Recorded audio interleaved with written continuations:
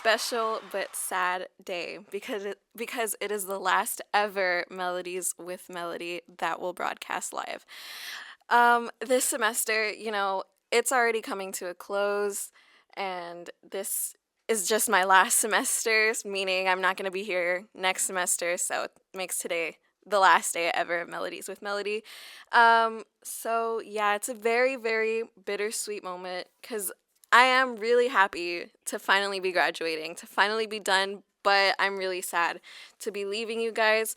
But that just means that we have to make the most of today. So let's just cut the jibber jabber and get right into today's schedule. We've got a haul, we've got some opinions, we've got some reviews, we have stories, and we've got some drama today. So we're gonna start off with this week's haul. Um, I went to the mall. That rhymed. I went to the mall this weekend and I was hunting for like 70s inspired clothes, like for my graduation party, and then a dress for my graduation ceremony, and then another dress for my ring ceremony, and then shoes for both of those occasions, if not all of those occasions.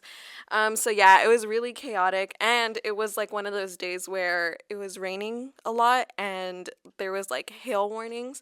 So that was kind of chaotic. So yeah, I just parked I parked underneath the parking garage and it was good. We were good. We were protected.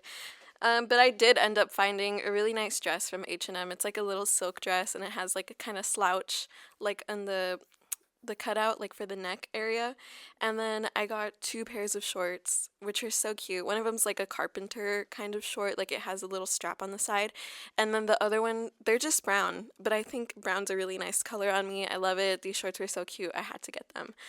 I also went to Sephora because I've been getting so many TikToks about perfume, and I really want to be a perfume girl so bad. So, of course, I had to stop by Sephora and smell all of these perfumes that everyone's talking about because the way they describe them is just so weird. Like, I don't know what, like, water smells like. Tell me what water smells like.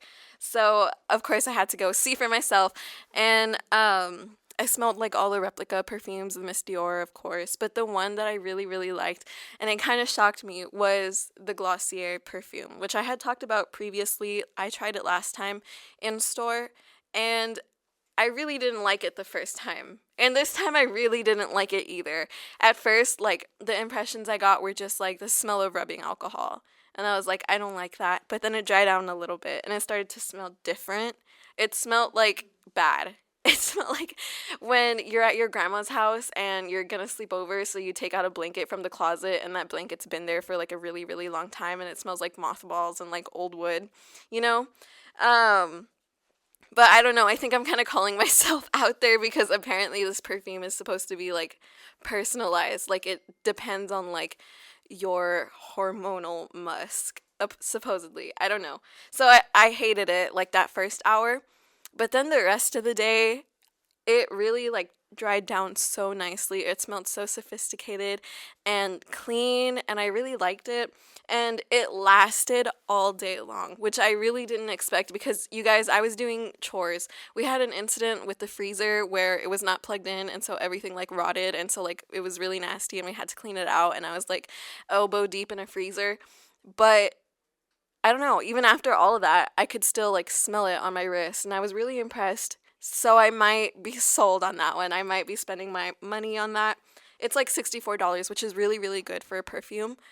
Um, but yeah, it's still kind of an investment for me because I'm broke all the time. So yeah, and then this weekend I also had some visitors. My godmother, Sabrina, came down from Houston, and Cindy. It was like their birthday weekends. They both have a birthday within the same week of each other, so that's crazy. So shout out to them. Even though they went to the beach without me, just kidding, that was my fault. I didn't wake up early enough. Take your vitamin D, you guys. I'm warning you.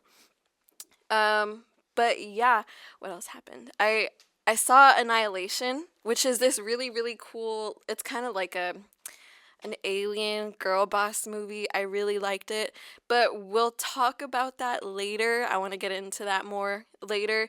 Let's take a little break right now. We're going to listen to Strawberry Fields Forever by The Beatles. Hey guys, thank you for tuning into Melodies with Melody. I'm DJ Melody, and that song was Goodbye Horses by Q Lazarus. And This is like me and my boyfriend's favorite song. It comes out in Silence of the Lambs. If you've seen it, that scene where Buffalo Bill's getting ready and he's like dressing like a woman. But there's actually an interesting history behind the artist of this song.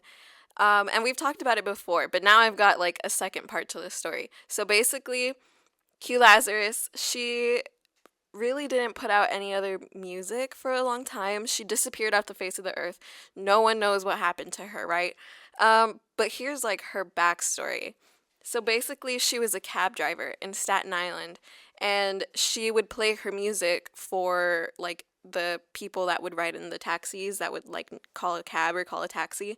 And so one of her guests one time just happened to be the director of Silence of the Lambs. And so he heard the song and he really liked it and he decided to put it in the movie. And so that was like her claim to fame. Many people call her a one hit wonder. But in reality, I think she did not want to be famous. She was a one hit wonder by choice. She purposefully like disappeared off the face of the earth. She decided to become a bus driver in Staten Island, and she actually used she was sitting on like millions of dollars in royalties, but she still chose to be a bus driver in Staten Island, and she used this for good because I remember reading about she had filed a lawsuit against a bus company that only hired male drivers. And so she sued them, and she won. She made a difference in her community, and I think that's really nice. So yeah, unfortunately, she did pass away last year, in 2022, 2021 maybe actually. So yeah, R.I.P. to a legend, Q Lazarus. We love you. But on to Annihilation, the movie that I had talked about earlier. Basically, it is like I don't know. I don't know if you would call it alien. I don't know if you would call it like end of the world. I don't know what it is. It's cosmic horror, yeah. But it's on planet Earth. Cosmic horror comes to planet Earth, okay? And I'm just gonna give you a little rundown of the movie. I'm not gonna spoil anything, but basically it's like there's like this weird thing going on in a national park. Um, this lady's husband is like in the military and he disappears for like a year or so and he comes back, he's a totally different person.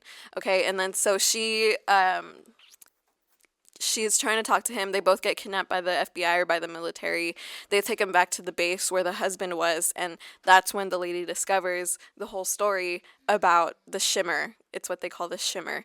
And nobody's like gone in and been able to make it out except for that lady's husband. And so, they get a girl team together, a team of scientists, and yeah, they go in, they investigate it, they see what's up, and I'm not going to tell you how it ends, right? But it really gives me Neon Genesis Evangelion vibes if you've seen that show.